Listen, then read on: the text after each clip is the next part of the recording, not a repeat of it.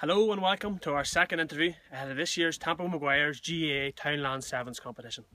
Last week we began our interviews in Taddy. This week we're moving on to Clonard Rangers, where we're going to be talking to the Foy boys ahead of Clonard's bid to become the 2014 champions. Now, we called round to Clonard this evening, but the boys weren't there. It turns out they're in Conor Foy's new home place of Cray. Let's have a look at what they're getting up to.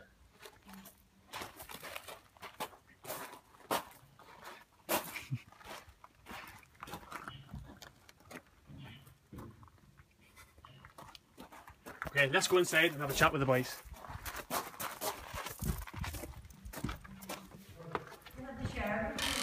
Hello? Hello? Hello? Hello? Hello? Oh, boys, sorry. Oh, yes, sorry. Oh, sorry, boys. Oh, boys, did we catch you at a bad time? Oh, you said sorry, we didn't realise you were coming so early. So I'm on the cover train, we're all here. Sorry to interrupt these boys, but we called in to Clonard. He's weren't there. But we heard you around here working hard ahead of the Townlands Sevens. So thanks for joining us today, boys. So first of all, we'll introduce them. We have the three Foy brothers, starting off here with Conor Doogie Foy. In the middle with the team captain, Rory the Bear Foy. And over here we have probably the quietest man on the Clonard team, Brian the Rabbit Foy. We have some breaking news regarding Ryan. We'll come to that in a wee second. But firstly, I'd like to begin by thanking Ryan for pointing out a mistake I made in last week's interview with Conor McNally.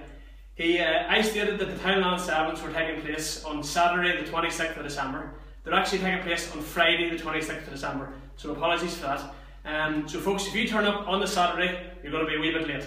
A bit like some of Ryan's tackles on the football pitch. But Ryan, we'll go straight to you. Some breaking news coming out of Clonard last night, and that is that you are not going to be available to play on St Stephen's Day. Obviously devastating news for yourselves, lads, and the team. Do you want to tell the people of Tampa why you can't play, and is there anything that can be done to get you on the field to play that day? Unless Mickey Kelly shows up, I'll not be there. More commitment, so I'll not get there away. So I'm hoping Javi flies back from Australia for us and puts in a good shift. Very good. Well, that's disappointing news then. Move on, team captain Rory. Rory obviously must be a very proud moment for you to be taking over the captaincy from Conor after his unsuccessful stint last year. Going to be a big day for you in St Stephen's Day? Oh, it's a massive day. Well, we'll be known as one of the smaller townlands in Tampa. You have Ballarat, I think they're big shots, and then you have the likes of Edenmore and Pobble and Tatty here and another one. But it's not hard to follow in Conor's footsteps, you know. We have the same hairline and all, so we're relatively close that way. Alright, good stuff. Now Conor, I was chatting to a few Clonard supporters over the last number of months, and there's some disappointment at your performances last year in the competition. Simple question, Conor, where did it all go wrong last year? Well, it started, I played indoor soccer one night in Mount Lourdes, and there was a conspiracy, there was a plot from Taddy here and Shamrocks between the two Keenans. Right. Liam didn't clean the floor right, and Darryl came in with a very late tackle similar to Ryan's, and they got me injured. Right. So I couldn't play in that, probably didn't help our performances, but I think this year we're focused. It's a loss definitely, Ryan not playing, but Cal's coming home from Australia. We have Paul Flynn hopefully going to make his debut in the tournament, so we've yes we're losing men, but we've strengthened too, Good stuff. But Ryan, we'll go back to you now, and I know a couple of weeks ago you were over in Liverpool for the weekend. My sources in the camp tell me that it was a training weekend ahead of the Sevens.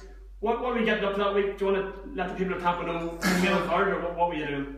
I started off at 10 in the morning, did your session in. Right. I went on to 4 o'clock. This is a training session, obviously? Right. A bit of weightlifting and see the last man stands for the job. Right. And that's been tired. Right. Went on for 2 days, great time. Tough camp that was then. So back to you, Rory. Now, obviously you're becoming a bit of a businessman around Tampa. You've obviously the proprietor of the Tampa filling station, and more recently you've moved into the tyre market. Looking ahead to Clonard's chances this year, can you win the tournament, or will, like last year, will you run out of gas and the wheels come off? Well, I think we're more committed this year. We have Darren Foy, he's flying fit at the minute, he's running up and down roofs, as Daniel McQuaid will tell you. You know, we have a plan this year. We'll put him on the edge of the square a bit like Kieran Donaghy. You know, he's big in that regard, and we're known for defenders in Clonard here, so we're going to play a defensive brand and have a target man. But I'd like to think that we'll be there come the last, and hopefully we'll take the club, or the cup, up Clarna Hill, and sure, we'll see how we go. Very good.